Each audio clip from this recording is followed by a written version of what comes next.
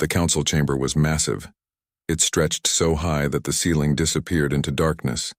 17 different alien species sat in a circle around the center platform. Each one looked down at the single human standing alone in the middle. Daewon adjusted his black suit jacket. His hands were steady, but his heart was racing. He had been chosen to represent all of humanity in this moment. Earth had only been discovered by these aliens 5 years ago. Now they were finally being formally accepted into what the aliens called the Galactic Council. The chamber was quiet except for the sound of breathing.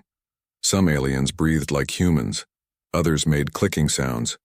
One species seemed to breathe through slits in their necks. The air smelled strange to Daewon. It was filtered and recycled, with a metallic tang that reminded him of old coins. High Chancellor Velrith stood up. She was the leader of the Korthan Empire. Her species looked like giant insects with 4 arms and a head that seemed to be made of overlapping plates. Her mandibles clicked together as she spoke. The translation device in Daewon's ear turned her words into Korean. Human representative of Earth, Velrith said. Her voice sounded like wind chimes.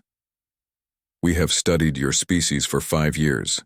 We have counted your planets, your ships, your people. We have measured your resources and your capabilities. Daewon said nothing. He had been instructed to listen first. You control 17 planets where humans can live, Velrith continued. You have mining operations on 43 moons. Your total population is 32 billion. These numbers have been verified and confirmed. Other council members nodded their heads or moved their appendages, or made sounds that seemed to indicate agreement. Daewon noticed that none of them looked friendly. They looked at him the way a banker might look at someone asking for a loan. The Galactic Council has governed this part of space for 12,000 years, Velrith said. We maintain peace. We prevent wars. We ensure that trade flows freely between all member species. But this service is not free. Every species must contribute. Every species must pay their fair share. Daewon felt his stomach tighten. This was the part Earth had been worried about. The part their intelligence services had warned them was coming. Your tribute has been calculated, Velrith announced. She pressed a button on her console. A holographic display appeared in front of Daewon. Numbers and percentages scrolled past. You will provide 60% of all refined metals produced by human industry. You will provide 40% of all agricultural output from your 17 worlds. And you will provide 2 million humans every year for service in the Council military forces. The chamber remained silent. Daewon stared at the numbers. 60% of metals, 40% of food, 2 million people every single year, taken from their families to serve in alien armies. This is not negotiable, Velrith added. Her mandibles clicked sharply. Every species in this chamber pays tribute. Every species contributes their fair share. You have 1 standard cycle to begin compliance. That is 30 Earth days in your time measurement. Daewon looked around the chamber. 17 alien species. Every one of them was watching him. Some looked bored. Some looked curious. None looked sympathetic. May I consult with my government? Daewon asked. His voice sounded small in the huge chamber. Of course, Velrith said. She sounded almost kind. We understand this is a significant moment. Take your time. Use the communication station. We will wait for your answer. Daewon was escorted to a small room adjacent to the main chamber. The communication equipment looked alien, but human technicians had taught him how to use it. He sent an encrypted message to Earth. Then he waited. The signal had to travel across light years of space. Even with quantum relay stations, it would take 6 hours for his message to reach Earth and for their response to come back. Daewon sat in the small room and thought about what he had just heard. 60% of their metals meant Earth's economy would collapse. Industries would shut down. Ships couldn't be built. Infrastructure would decay. 40% of their food meant people would starve. Not immediately, but slowly. Rations would be implemented. The weakest would suffer first. And 2 million people every year. Young people, probably. The military-age population, taken from Earth and sent to fight in wars they knew nothing about, for causes they didn't understand. How many would die? How many would never come home? Daewon had children, a son and a daughter, both in their 20s. Both would be the right age for conscription. He thought about them being taken away. He thought about never seeing them again. 6 hours passed slowly. Daewon drank water from a dispenser that tasted wrong. He ate a nutrition bar from his bag. He waited. Finally, the communication console beeped. A message from Earth, encrypted and verified. Daewon opened it and read the contents. He read it 3 times to make sure he understood. Then he stood up and straightened his jacket. He walked back into the council chamber. The 17 species were still there, waiting. Some had been talking among themselves. Others had been reviewing data on their consoles. They all stopped when Daewon returned. "Have you consulted with your government?" Velrith asked. "I have," Daewon replied. "And does Earth accept the tribute requirements?" Daewon reached into his jacket pocket and pulled out a small data pad. He held it up so everyone could see.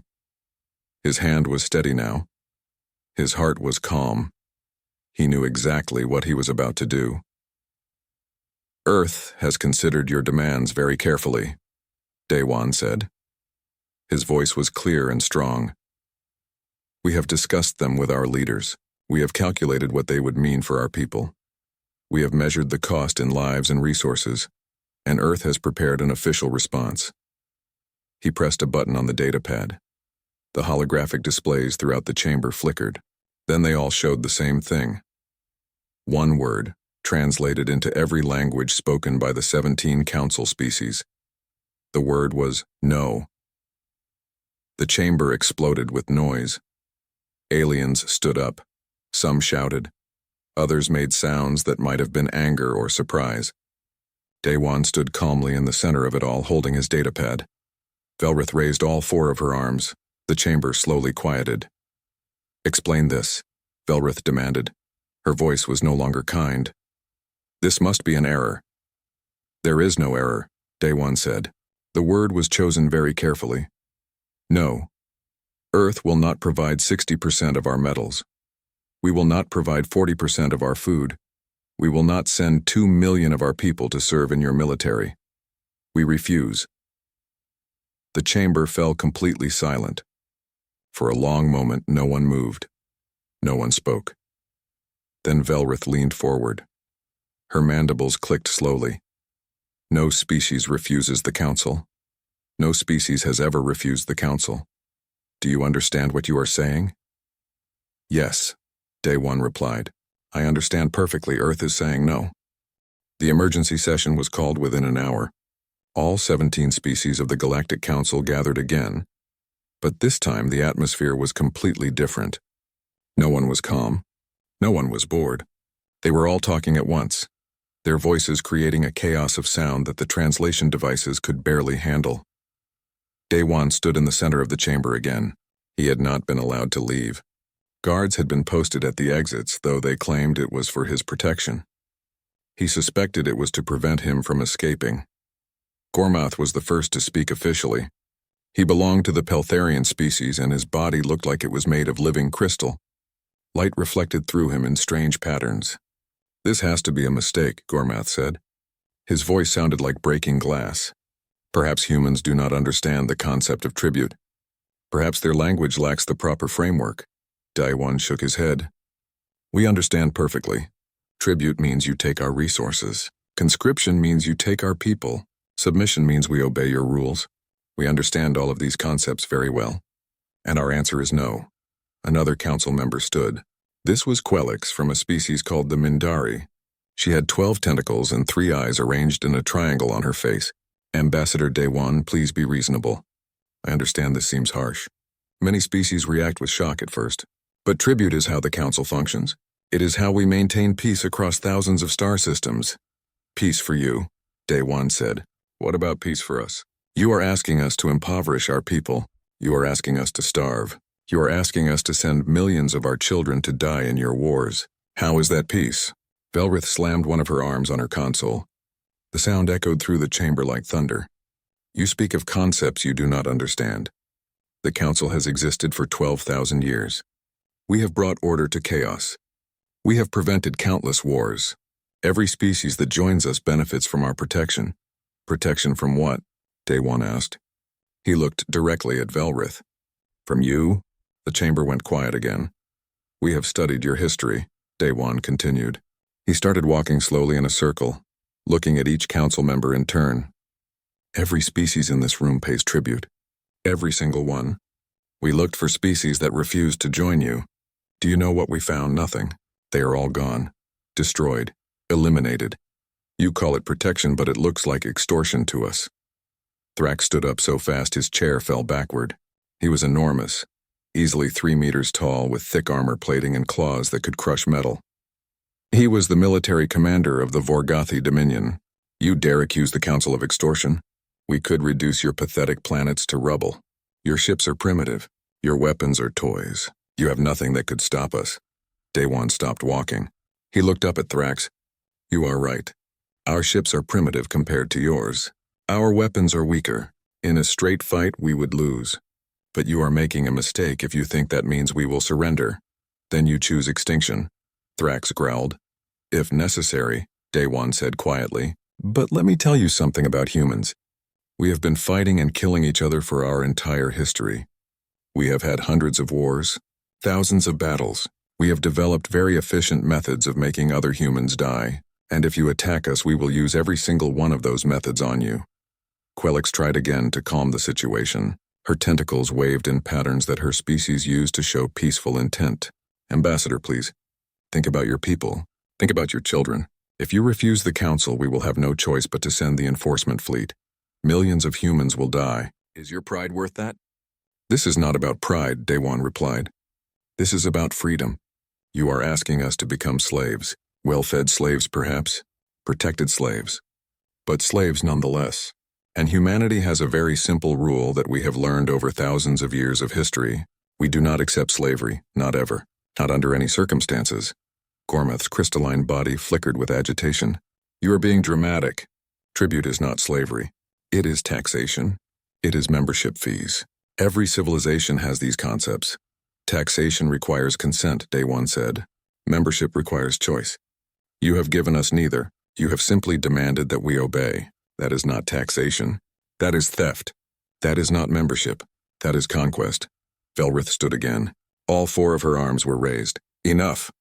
The Council has been patient. We have listened to your complaints. We have tried to reason with you. But the law is clear. All species must pay tribute. All species must contribute. You have 30 days to reconsider your position. If you do not comply, the enforcement fleet will be deployed. To do what? Day One asked. To kill us? To destroy our worlds? Go ahead. But understand something. If you come to our home and attack us, we will fight back. We will fight with everything we have. We will turn our entire star system into a war zone. And yes, we will die. Millions of us will die. But some of you will die too. Thrax laughed. It was not a pleasant sound. Your primitive weapons cannot harm our ships. Maybe not, Day One agreed. But we are very creative when it comes to killing. Give us 30 days and we will show you just how creative we can be. The Council dismissed him. Guards escorted Day One back to his ship. As he walked through the corridors of the Council station, he sent another encrypted message to Earth. It was very short, only 2 words. They're coming. The response from Earth came back almost immediately, also 2 words. We're ready. Day One boarded his ship and began the journey back to Earth. As the Council station shrank behind him, he thought about what was coming. He thought about the millions who would die. He thought about his own children who would probably be among them. Then he thought about slavery.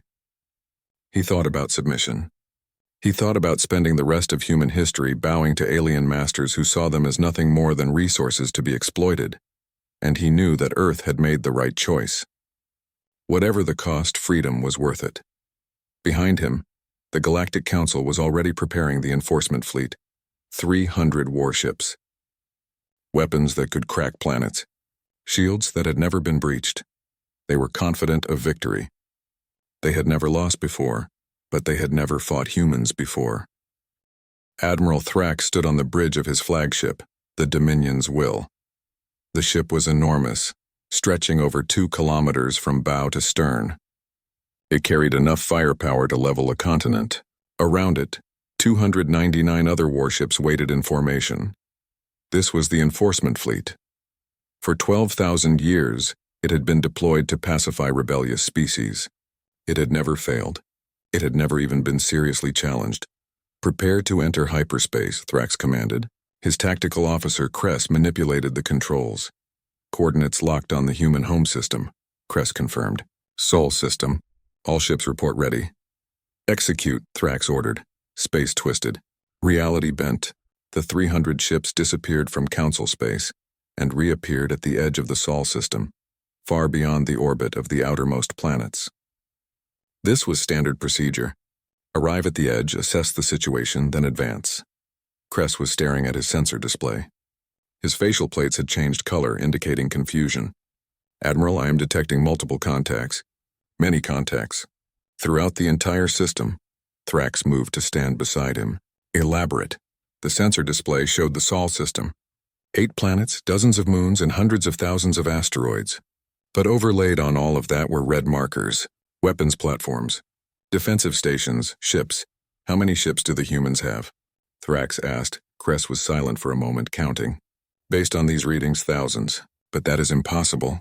Our intelligence said they only had a few hundred ships 30 days ago. They cannot have built thousands of ships in 1 month. Then what are we looking at?" Cress magnified the sensor view. "They have militarized everything. Every planet has orbital weapons platforms. Every major moon has defense stations. The asteroid belt has been converted into a defensive network, and there are ships everywhere. Small ships, large ships, military vessels, converted civilian vessels. They have turned their entire star system into a fortress." Thrax studied the display. He had seen defensive preparations before, but never anything like this. They had 30 days. How did they accomplish this? "They must have started immediately after their refusal," Cress said. "Every factory, every shipyard, every resource was devoted to military production. They sacrificed everything else for this," another officer called out. "Admiral, we are receiving multiple transmissions from the inner system. Audio and visual broadcasts." "Put it on speakers," Thrax ordered. The bridge filled with sound. Music. The humans were broadcasting music throughout their system. War songs, marching anthems, stirring orchestral pieces. And between the songs, voices. Thousands of human voices all saying the same things. "Come and take it. Not one step back. This is our home. We will never surrender." Thrax had fought many battles. He had faced desperate enemies before. But he had never heard anything like this. These humans were not afraid. They were eager. They wanted to fight. "Open a channel to the human command," Thrax ordered. "Let us offer them one final chance." A face appeared on the main view screen. A human female with gray hair and cold eyes. She wore a military uniform. "This is Admiral Taman of the Earth Defense Force. State your business." "I am Admiral Thrax of the Council Enforcement Fleet. You know why we are here. Your government has refused to pay tribute. This is your final warning. Stand down your defenses and submit, or we will destroy you." Taman's expression did not change. "You are in our home system. You are the ones who need to leave.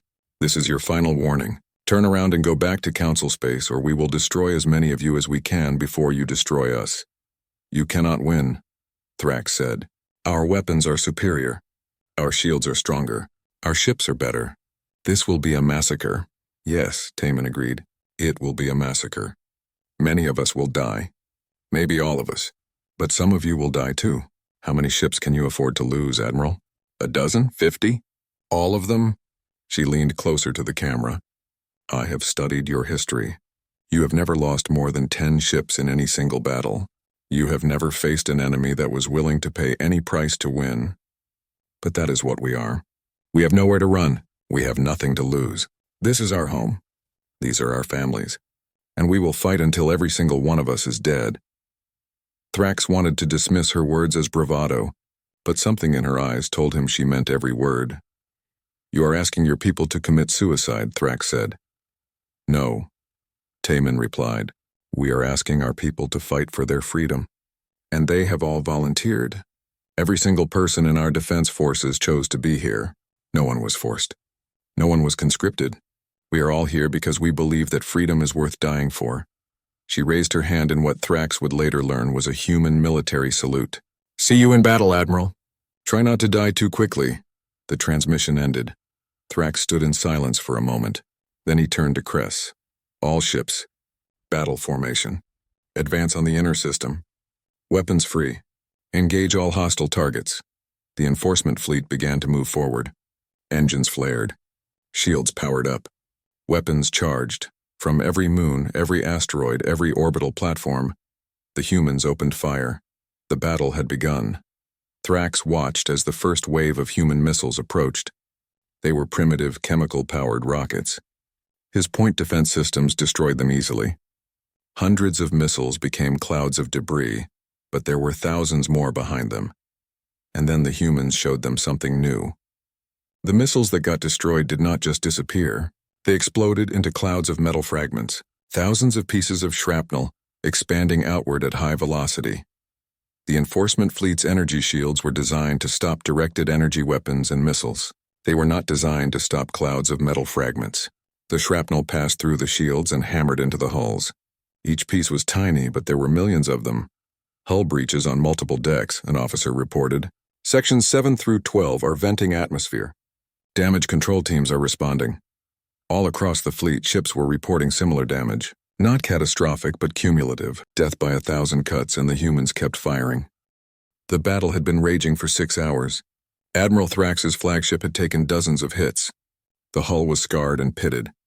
3 of the main weapon batteries were offline. Shield generators were failing one by one. All around him, the enforcement fleet was suffering. Not defeated, but bleeding. The humans fought with a ferocity that defied all tactical logic. When their ships were damaged, they did not retreat. They advanced. When their weapons ran out of ammunition, they used their ships as weapons. Thrax had just watched a human corvette, engines dead and hull breached, use its last functioning thruster to change course. It tumbled into the path of a Council dreadnought. The collision did not destroy the larger ship, but it disabled the hyperspace drive. That ship was now trapped in the Sol system. How many ships have we lost? Thrax asked. Kress checked his display. His hands were shaking. 14 destroyed completely. 23 disabled and unable to continue combat operations. All ships have sustained damage. We have lost 37% of our offensive capability. 14 ships. More than any previous battle in Council history. And they were not even close to Earth yet. Human casualties? Thrax asked. Estimated at 2 million and rising. Most of their defensive platforms have been destroyed. Many of their ships are gone. But they continue to fight. Thrax looked at the tactical display. The humans had indeed suffered terrible losses, but they showed no signs of stopping. Every time the fleet destroyed a human position, 2 more appeared. They were using everything as weapons. Debris, satellites, even their own destroyed ships were being maneuvered into the fleet's path. An alert screamed across the bridge. Multiple contacts! Human ships breaking through the formation! 6 human cruisers had somehow slipped past the fleet's outer screen. They were heading straight for the flagship. Their crews were broadcasting a song about wanting to live forever. The translation software noted that it was an old human war song. Destroy them, Thrax ordered. The point defense systems opened fire. 3 of the human ships exploded. But 3 got through. Instead of firing weapons, they latched onto the hull with magnetic clamps. They are attaching to our hull, Kress said, his voice rising in pitch. They are cutting through the armor. They are boarding us. Boarding. Thrax had read about boarding actions in historical texts. They were considered primitive, inefficient, and obsolete. Modern space warfare was fought with missiles and energy weapons at vast distances. No one boarded enemy ships anymore, except humans, apparently. The security alert showed multiple breaches on decks 15, 16, and 17. Human soldiers were inside his ship. Thrax's security forces responded, moving to intercept. What followed was chaos. The security forces were trained for peacekeeping and riot control. They knew how to intimidate and subdue, but the humans fought like demons. They used weapons that were crude but effective. Chemical explosives. Metal bullets. Edged weapons. One security team reported encountering humans who fought with knives when their guns ran out of ammunition. Another team was cut off and surrounded. The humans moved through the ship's corridors like they had trained for exactly this situation. Leading the boarding action was a human named Haiwan. Thrax watched security footage of him moving through the ship. He was smaller than most Council species, but he moved with terrifying efficiency. His team targeted life support systems, power junctions, and critical infrastructure. Security forces on Deck 15 have been overwhelmed, an officer reported. The humans are advancing toward the primary reactor control room. Thrax made a decision. He had been in command for 40 years. He had won every battle. But this was different. These humans would not stop.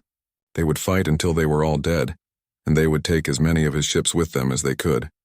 All ships, Thrax transmitted on the fleet-wide channel. Retreat to hyperspace. Immediate withdrawal. But Admiral, Kress protested, we can still win. We just need to— We can win, Thrax interrupted. But at what cost? We have already lost 14 ships. If we continue, we might lose 50, 100. The humans will never surrender. They will fight until every single one of them is dead, and they will kill as many of us as possible in the process. He looked at the tactical display one last time. Earth was still there, still broadcasting music. They were singing victory songs now. Prepare for hyperspace jump, Thrax ordered. All ships that can still maneuver retreat immediately. Disabled ships will have to be recovered later. The fleet began to pull back. Ships that could still move turned away from the battle. Hyperspace drives charged. One by one, they disappeared. 37 ships did not respond. Some were destroyed. Some were disabled. Some were being boarded by humans who refused to stop fighting even after the retreat order. Thrax's flagship was one of the last to leave. As the hyperspace drive engaged, he looked at his damage report. His ship would take months to repair. The fleet would take years to rebuild, and the humans had survived. Worse than that, they had won. The Galactic Council chamber was completely silent. 17 species sat in their places, but no one spoke. They were all staring at Admiral Thrax as he delivered his report. 14 ships completely destroyed. 23 ships disabled. The remaining ships all sustained significant damage. Total casualties, 8,000 personnel. Human casualties are estimated at 2 million. High Chancellor Velrith's mandibles clicked slowly. It was the only sound in the chamber. How is this possible? We sent 300 ships. The best ships in Council space. How did a primitive species defeat the enforcement fleet? Thrax stood at attention. His armor was still scarred from the battle. He had not bothered to have it repaired. He wanted the Council to see what had happened. They did not defeat us with superior technology. They defeated us with superior will. Every human in that system believed they were fighting for their survival. They were willing to pay any price. 2 million lives, Gormath said. His crystal body was dim, showing distress. They sacrificed 2 million of their own people. That is barbaric, is it? Thrax asked. We were going to take 2 million of them every year for conscription. We were going to take their food and let them starve. We were going to take their resources and cripple their economy. From their perspective, we were trying to destroy them. They simply chose to fight back. The chamber door opened. Ambassador Day-Wan entered. He had been invited to address the Council. He walked to the center of the chamber and stood where he had stood 30 days ago. But everything was different now. You killed 2 million humans, Velrith said. Her voice was cold. You tried to enslave 32 billion humans, Day-Wan replied. His voice was equally cold. We chose resistance. We chose freedom. And yes, 2 million of us died defending that choice. But they died free. They died fighting. They did not die as slaves. Quellix's tentacles waved in agitation. Ambassador, surely we can reach an agreement now. A compromise. Reduce tribute, perhaps. Lower conscription numbers. We can negotiate. No, Day-Wan said. That word again. The word that had started everything. We are not interested in reduced slavery, Day-Wan continued. We are not interested in lighter chains. We want the same thing we wanted 30 days ago. We want you to leave us alone. We want independence. We want equality. Impossible, Velrith said. If we grant you independence, every other species will demand the same. Our entire system will collapse. Then let it collapse, Day-Wan said. He looked around the chamber at every species. You call this system the Galactic Council. But it is not a council. It is an empire built on coercion. You threaten species with destruction if they do not obey. That is not government. That is extortion, Thrax spoke up. There are 17 council species, hundreds of member worlds, thousands of star systems. If we accept human independence, others will rebel. The chaos will be catastrophic. Maybe at first, Day-Wan agreed, but maybe something better will emerge. Build a real council, one where species join because they want to, not because they are forced to. Create a system based on cooperation, not coercion. Or continue as you are and watch more species fight back. Because now they know it is possible. He gestured to Thrax. Your enforcement fleet failed. For the first time in 12,000 years, it failed. Every species in Council space knows this now. They know that the fleet can be defeated. They know that resistance is possible. The only question is whether you will adapt or whether you will try to maintain your system through increasing violence. The Council debated for 3 days. The arguments were fierce. Some species wanted to attack Earth again, this time with overwhelming force. Others pointed out that the enforcement fleet had been the overwhelming force and it had failed. Some wanted to offer reduced tribute. Others said that showing any weakness would cause the entire system to collapse. Finally, they voted. The vote was not unanimous, but it was sufficient. Velrith stood and announced the result. The Council has decided to offer Earth a treaty. Full independence. No tribute. No conscription. Equal trading rights. You will have the same status as the 17 Council species. Daewon showed no emotion. We accept. The treaty was signed on a neutral space station. The ceremony was brief and formal. Ambassador Daewon and High Chancellor Velrith both affixed their seals to the document. Earth was now an independent nation in the galactic community. After the ceremony, Velrith approached Daewon privately. I want to understand something. We offered you peace. We offered you security. We offered you a place in the oldest civilization in the galaxy. Why was independence worth 2 million lives? Daewon thought about the question for a long moment. Because those 2 million chose to fight. They were not forced. They were not conscripted. Every single one of them volunteered. They knew they would probably die, but they believed that freedom was worth that price. He looked directly at Velrith. You asked us to calculate the value of our freedom. You wanted us to measure it in metals and food and human lives. We gave you our answer. Freedom has no price. It cannot be bought or sold. It cannot be traded or negotiated. It can only be defended, and humanity will always defend it.